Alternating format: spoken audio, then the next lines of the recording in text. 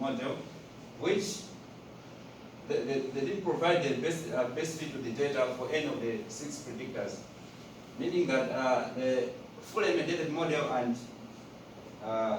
direct mediated model did not have any effect on the predicting the job choice on the 6 predictors category. However, the 2 partial mediated models, which were attitude mediated model and intentions mediated model, provided the best fit to the 6 categories on the job choice. So as you can see, the direct effects model was the poorest fitting for all of the predictors. That's an acceptable fit in all circumstances. The fully mediated model provided an acceptable fit for each of the predictor categories except for the job and organizational characteristics. Recruiter characteristics, hiring expectancy, and perceived fit predicted job choice through attitudes mediated model. So as you can see, these 3 predictors predicted job choice through attitudes mediated model. So it means this partial mediated model, which is attitude mediated model, it is this through which these 3 predictors predicted job choice. And for intentions mediated model, the characteristics which predicted job choice through this model were organizational characteristics, perceptions of the recruiting process, and perceived alternatives predictor categories. So as you can see here,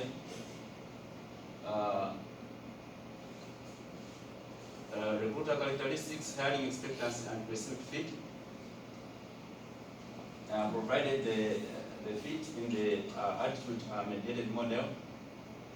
We have predictor, that is job organization attraction, which had 0.37, that is recruiter characteristics, and then job organization attraction to acceptance intentions, 0.78, job organization attraction to job choice, which is, it had a negative value, 0.17, and attraction intentions to job choice, which has 0.456. We didn't go deep into the index. Innocent, to speed up a little bit because we have one more readings need to, we didn't go deep into the index. Some of them you can, some of the, you can skip them. So this is the table for showing the birth estimates and fit indices for job organizational characteristics, perceptions of the recruiting process, and perceived alternatives using the intentions mediated model. So that's all about the results of this study, and then I will continue with the discussion.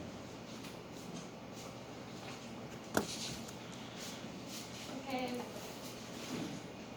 This study has 3 goals. The first goal is provide a comprehensive of meta-analytically developed examinations of the relationship between predictor of applicant infection and other outcome of recruitment. And from the result, they found 3 important factors. And the first one is characteristics of both the job and organization were important determinants of recruiting outcome. Second, who does the recruiting appear not to be important. So the recruiters who are selected for having a good personality and train them to provide a correct, constant, and fair information, they tend to be more successful. And the last one is perception of fit proved to be one of the strongest predictor of the attitudinal applicant admission outcome. However, the improvements of this predictor is quite small compared to other predictors. But it is really important because most of organizations, they focus on attract the individual applicant needs more than the most applicant. This might be helpful if you want to hire the position that hardly to fill, but for the position that are frequently filled, it is not that helpful. And for the second goal of this paper is identify the role, if any, the moderator might play in the relationship among the predator and outcome. From the moderator analysis, they found a gender difference in the recruiting and job choice process. For example, women use information about job characteristics more than men in determining the attractiveness of the positions. So it means women, they try to looking for a job that provide locations or benefits that reduce the conflict between other life roles such as being a parent. And for the second example is position of fairness has bigger effect on job organization attract among women than among men. So women, they tend to be more satisfied with the situations, and they also accept discriminations as the weighting are more than men, and they also weigh the fairness of information weaker than men in recruiting process. Another thing that they found is several areas in which laboratory researchers may need to be questioned. For example, applicants with job characteristics more heavily than non-applicants. Sorry, can't read. Then non-applicants when determining job pursuit, intentions, and job organization attractiveness.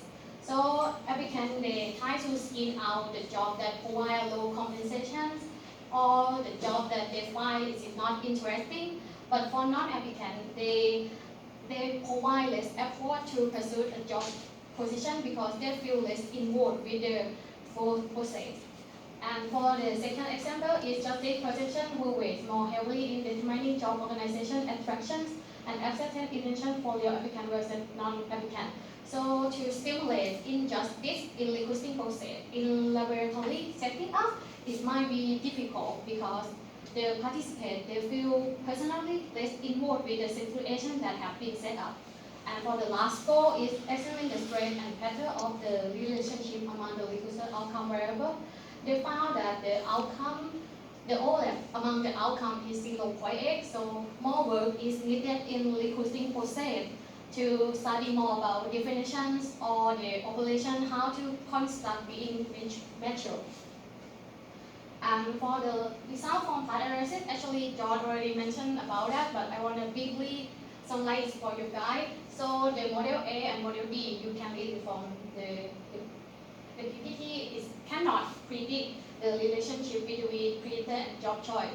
And this is explains why it is really difficult to predict job choice directly. And for the model B and C, it can predict the relationship between predator and job choice. And recruiting variables such as pay and organization image, it can predict the individual attitude toward the job and also intention to accept job offer. And we also found that intention is the motivating of recruiting predator of job choice. And those variables that have directly influence on intention, they can predict the job choice more effectively.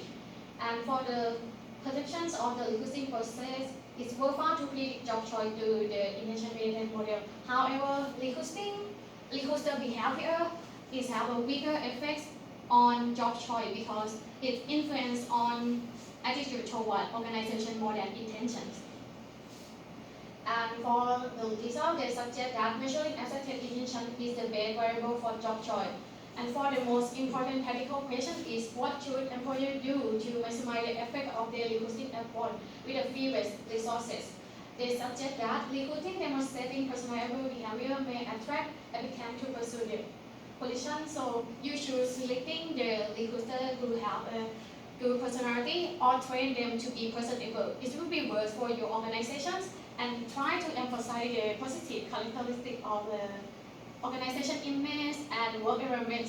It will be increase your attraction to job position that you want to fill. And for the second suggestion that they have here is fair and considerate treatment throughout the recruiting process appear to be important with respect to acceptance intention. So you should train your recruiter to increase the fairness of perception by explanations about how recruiting process have done and keeping the applicant informed during the process and also avoiding late response. And if you can follow these 3 steps, it will be improve your effectiveness of your recruiting process.